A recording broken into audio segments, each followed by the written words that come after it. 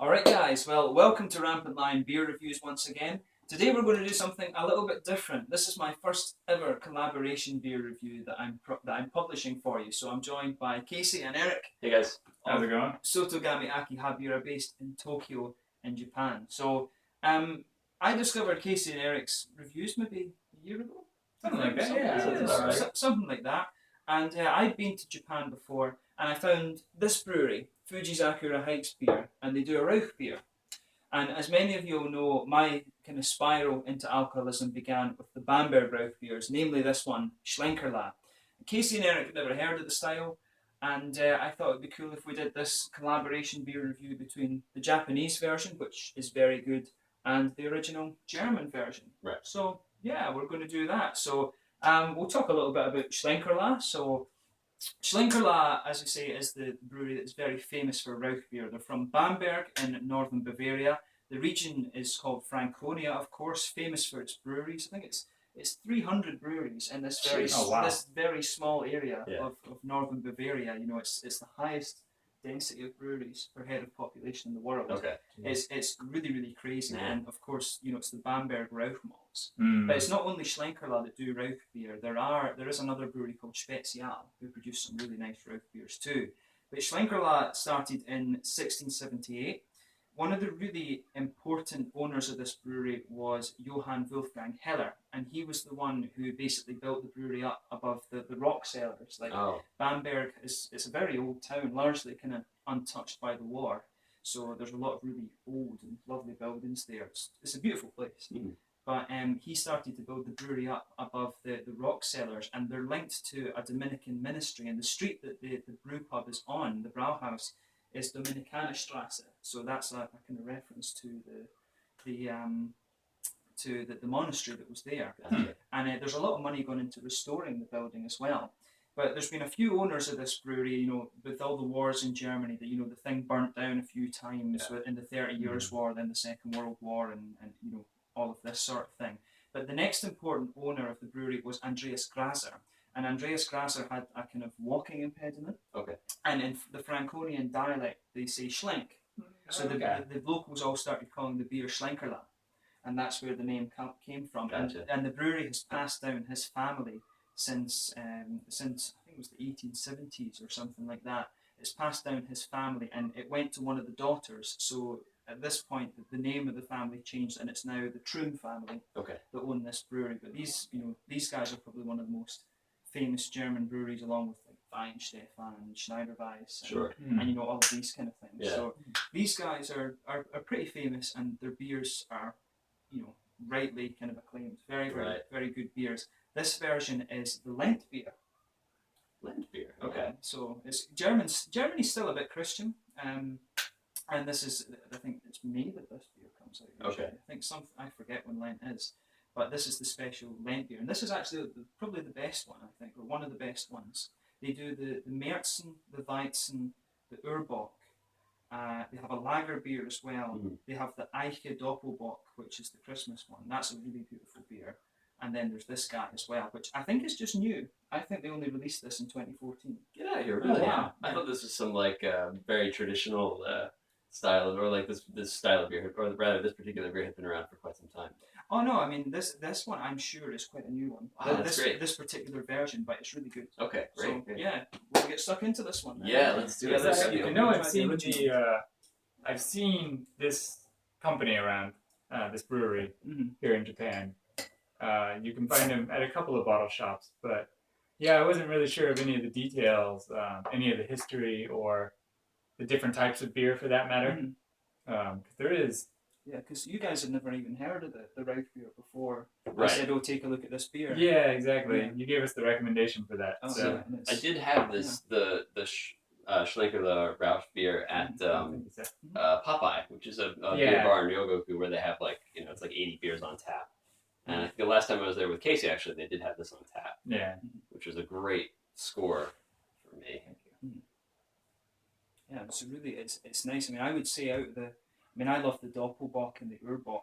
They're just a bit heavier in the alcohol and things like that. But this one is really good. This is a bit, from my memory, this beer's a little bit lighter, more kind of bready. Okay. But it's really nice. So, you can smell the sausage and meat. Yeah, yeah, it smells really really great. So Man, that's awesome. yeah. So let's get stuck into this guy and Prost. Prost. Prost. Yeah. Mm.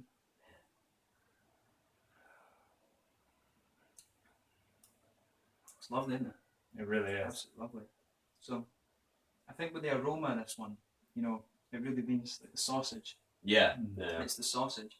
I mean, for those of you who don't know, the Rauch beers, it's the Bamberg Rauch malts that are very famous, and usually they smoke them all. It's with the Schlenkerla beers, usually it's beechwood logs that they use. Okay. But with the Eiche, the Doppelbock, Eiche in German is oak. Okay. So that the Doppelbock tastes a bit more like vanilla and things. Oh, that sounds beautiful. And the Märzen, all of the beers are very smoky. The lager beer, not as much as the others, but the beers are all very smoky. But you can taste the difference between the individual styles. And I think this one is a bit lighter than the others. It's just a bit lighter and more kind of drinkable, apart from the lager beer. The lager beer is obviously the lightest, but this one is a bit more kind of bready, I think. Yeah. Yeah. So I think this is really quite nice. That's beautiful. Yeah. Fantastic. This is such a James was saying, we only knew about this style through him, and only I want to say it was earlier this year, was it that we did it? I believe so. Yeah. Quite recently. But yeah, it's such a unique style. For me, it's really exciting to discover something that's so different from everything that we've been drinking up until now, even though this style's been around for quite some time. Yeah, it reminds me of you said sausage, smoked cheese is another thing that springs to mind when I taste this. Yeah, it's quite bready as well. This one's not as bready, I think, as the Märzen, maybe. But I do remember it's a bit breadier than some of the other ones. The other ones are very caramelly. Okay. So you get a lot of caramel. This one, it does have a little bit of it. Yeah, you can get the woodiness. You get the kind of woody flavours and maybe a bit of nut in the middle of your palate too. This is I'm really sad that we didn't know about this beforehand. But at the same time, living in Japan, I know why this isn't a very popular style here. Okay. Because the flavor is very strong. It has a very particular, very strong flavor that stands out, and I don't think a lot of whether a Japanese palate would fit with this or not. I think a lot of companies and maybe a lot of bars and stuff might be kind of hesitant to carry things like this because you might just see it as throwing their money away. Because this is the type of beer that I feel like a lot of Japanese companies and things they have an idea of what their customer base is like, and they don't, whether opinion changes or doesn't, they kind of are stuck with this mentality. It's hard for them to change their way of thinking and our customer base is always like this, and to have something that's such a different flavor come out, people might be hesitant to open. It would be that challenging up. for a lot of folks who are just used to drinking lagers and stuff to get into a regular Cuban lager to get into something like this. Yeah. Now we were talking about that in the videos we did for your channel. The Japanese food is all about how the flavour blends, whereas this is a lot punchier. Yeah. And we said the beers that we reviewed for you guys were German style beers too. Right. So you can see what I mean with the Japanese versions are a bit toned down. Yeah. Sure. Whereas the German ones are punchier. Right. But Fujizakura are one of the exceptions to that in Japan. Right. And kudos to them for taking dipping their toes into this style. Agreed. Yeah, because it is a risk you're taking. Right. Here. Yeah, but no, this is a cracking beer. This one, to say my favorite brewery. I guess you can see why. Yeah. Yeah. Pretty sure they stir the vats with just salami sticks. Probably, yeah. No, it's really impressive. I mean, it's very old beer style, and that's one of the places in Europe you need to go is Bamberg. It's really, really beautiful city, like Bavaria, Baden-Württemberg. Very beautiful part of the world, isn't it? Yeah, this one's a bit lighter in the mouthfeel than I remember. Actually. It is quite drinkable. Obviously, once you kind of adjust having the smokiness, the smokiness will tend to it kind of lingers in my nose and in my mouth and everything. Once you've gotten used to that being there, it's a very drinkable beer. Yeah, because I'm thinking through my head about the other ones. The Urbock and the Doppelbock have a little bit of red fruity, just that kind of like Haribo sweets. Oh, sure. The red kind of candy thing. Yeah. You get a bit of that. This one you don't get that. No. The hoppy character's nice. You get earthy Yeah. on the back of your palate, and that goes quite well. This one is actually lighter than I remember, but it's nice to go and revisit a beer. I mean, I don't know, when I maybe a year more ago that I actually reviewed this one. Huh. Yeah, it's one of the sad things that they only produce 5 beers, and I think I've reviewed all of them. Oh, It's unless they do something new, it's a bit it's one of the things. It's to go back to them. But yeah, you should write him a letter. Like, I want to drink your guys' beer again, so you need to put out a new beer. Oh yeah, do a new beer. Well, Vi and Stefan did a new beer recently for the. Oh really? They did. It was the 500th anniversary of the Reinheitsgebot this year. Wow. So Vi and Stefan did the 1516, like a Keller beer, 1516 Keller beer, and it was nice. So I don't know if Schlenkerla did one. Huh. Yeah. So this style is not terribly common. I mean, I'm sure quite a few American breweries have kind of dove into this as well. But do you think the reason why it's not quite as popular is partially due to the flavor, but also maybe like the fact that getting this malt might be a little bit harder, or making this malt a bit harder? Or? Well, I think specifically it's the Bamberg Rauch malts that people want. I don't know if Fujizakura use. I would guess that they do by the flavour. I think they use Bamberg Rauch malts. But our smoked beers we have in Scotland are peaty. Okay. This is more meaty than peaty. Right. I always find you get the 2 smoked beers, the peaty and the meaty ones. Sure. So maybe it's just to do with the supply. Okay. Yeah. It could be that, and again, like you were saying, very strong. Strong flavour as well. So, but yeah, it's cool to see that you guys tried the original one. Yeah, absolutely. Yeah, and there's the Spezial as well as the other Rauch beer. So maybe at some point we can have a look at that. Sure. But yeah, should we crack into the Fujizakura? In case you want to take over for this one, then? Yeah. So I was reading that with the Fujizakura Kogen Rauch, man, I just never. The Japanese pronunciation is Rauch. Yeah, Rauch. Confusing. They were saying that some of what they use is actually cherry tree wood. So like Sakura wood, because in the name, Fuji is like from Mount Fuji, of course, and then Zakura is sakura or cherry trees, and heights like it's Kogen. Kogen. So Fujizakura Kogen beer is the Rauch, if we're pronouncing it Japanese. I don't know, what information do you?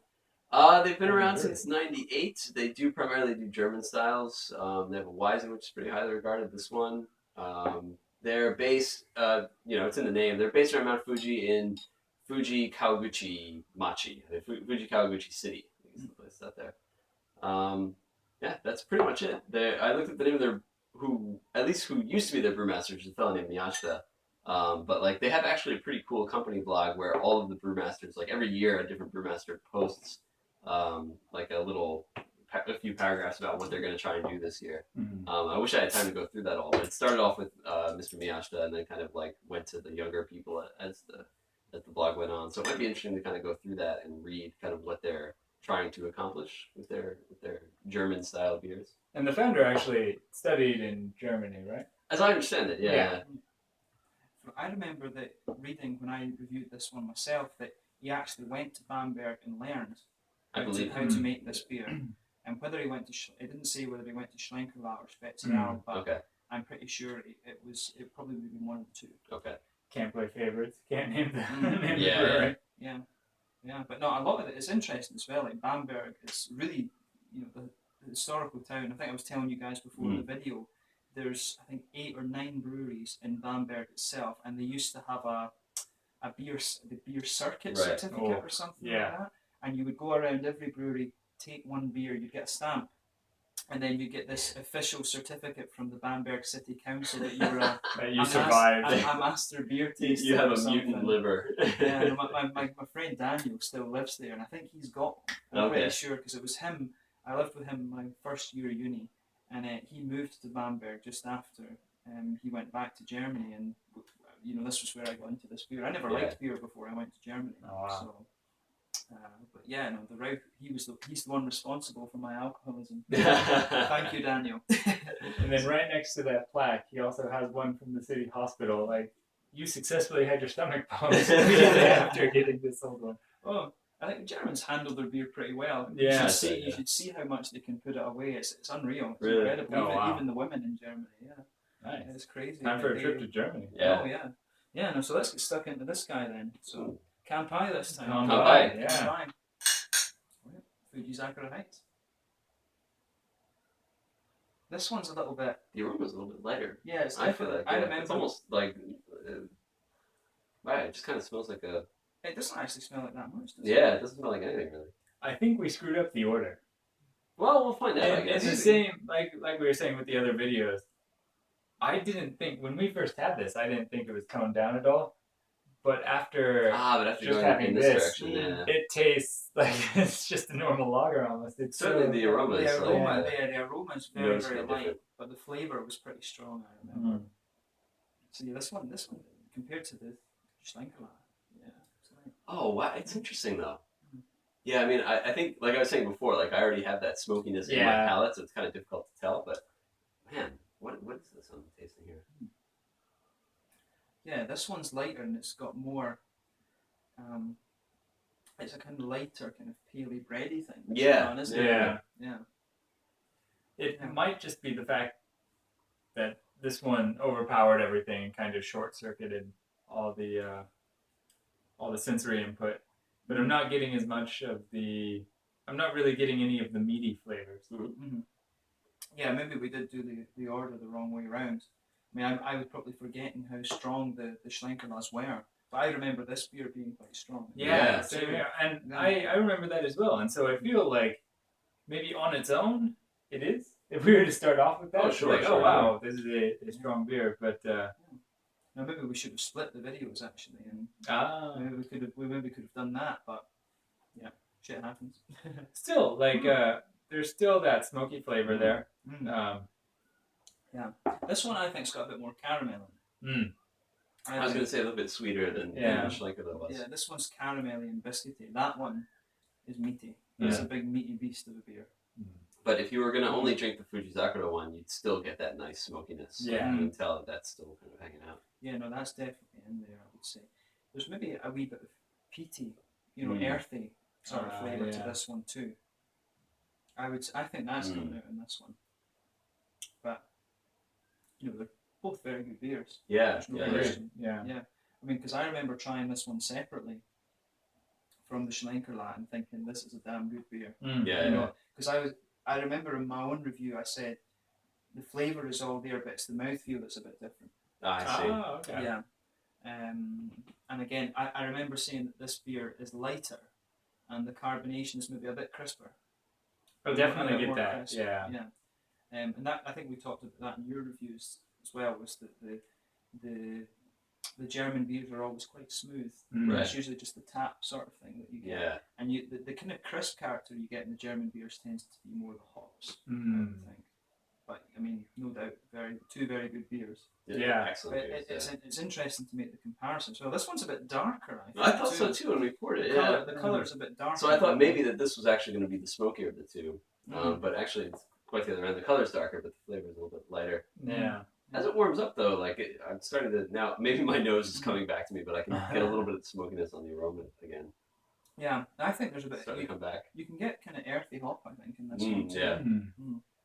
I mean, this is probably using noble hop. Okay. I think that the German, the Tettnanger and the Haller sort of hops, the Baden-Württemberg, Bavaria hops. Yeah. I like the balance between the smokiness and that sort of caramel aspect to it. Yeah, I mean, maybe what Fujizakura have done is gone for a bit more of a, like you were talking about, something that suits the Japanese palate a bit more. It could Still, not tone it down necessarily, but sort of like just put it in a slightly different direction. Yeah. I mean, if you think about it, you try these alt beers and the amber ales and stuff, and they are quite malty and leaning towards the caramel side of things. So it's interesting to think this one is a bit more caramelly than the Think about then if you say that with Schlenkerla, you do get different flavors from the Bock, the Doppelbock, and the Urbock and things. Okay. So because I mean that one's a bit lighter, I think, in the middle, and then you compare it to the Märzen. The Märzen's breadier. Okay. It's more bready beer, I think. And the lager beer is quite light, and it's nowhere near as smoky. Oh. Yeah, this one definitely. You can drink this for a lot longer. Like you can kind of go on a session with this and have a few. I like your optimism. I'm trying my best. But compared with this one, you have one of these to yourself, and you're like, well, that was great. For me, the Rauch beers are like a treat. Yeah, It's exactly. like- They're like not. at You the don't end go of to a this- party with them and Yeah, I brought a 6-pack. Yeah. No, I mean, I always admire that when you go to the Brauhaus, you go and see this place, and there's people that will drink 4 or 5 of these and then Yeah. stagger that's home. amazing. You're like, where do you put it? For what it's worth, like they do get significantly easier to drink. I mean, you said it's for all beers, but especially with the smoke beers, like once you kind of like gotten over that hurdle of the smokiness, like, they are a very drinkable beer. Like they are very easy to kind of. Oh yes, They're just really heavy. Yeah, like they sit with you and they really add up. I feel so you can't do a lot of them. I mean, they're not too heavy. I mean, this guy is. I'm sure it's like 5.5%, which is common for Germany. And this one, I guess, will be a bit I think it's lighter. about the same. Where do they usually have this? Let's see if I can Yeah, find it. 5.5. Yeah. No, there you No, go. this sounds like it's a straight. It's a straight kind of lift from the Yeah. the German recipe. Yeah, but 2 very good beers. Yeah, So yeah, we would drink these again. I think both of them. for sure. Yeah. Sure. I will pick these up wherever I find them. They're both, Yeah. they're both excellent. I would say you guys should maybe review the Eiche and the other versions of Schlenkerla. Yeah, I'm curious to do the Schlenkerla stuff. This is why we haven't done them yet. Yeah, we have to practice saying it. German pronunciation. Yeah. But yeah, no, it'd be really cool to review these beers with you guys and let you guys try the original ones. Yeah, this is a good idea. Yeah. To do this. And thank you for recommending it in the first place. Right. Yeah, no, it's cool. It's always cool to do videos with new beer bloggers Right. and Yeah. things like that, and especially when you come to Japan and stuff. So Yeah. Right. yeah, so I think 3 thumbs up for Yeah, for sure. all For both for of these. for Schlenkerla and for Fujizakura Heights. This one's a bit stronger. Yes. This one's a bit more kind of in your face meaty. This one's a bit more, I'd say, caramel, Yeah. biscuity. Slightly more nuanced, as you would expect from a Japanese. Yeah. Yeah, creation. this one's, you can see like comparing the two, and this is, I've never thought about that before. This one's a bit more geared towards the Japanese palate. and Yeah. The fact that you want a blended flavor rather than a punchy flavor. Right. I think. So, like, if you're just starting out and you've never tried this style before and you're not sure on if you'd like it, Right. Start here and then work your way Work up your way to like hair on your chest. And then maybe go to the Doppelbock. Yeah.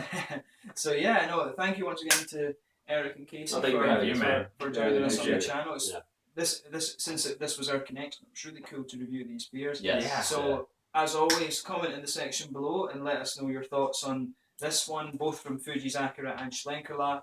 I'll put Casey and Eric's YouTube channel in the link description. Make sure you check out all their social media. All of my stuff's down there as well. So thank you once again for watching, and we'll catch you soon. Schlenkerla and Fujizakura Heights Rauch beers. Forever. Yeah.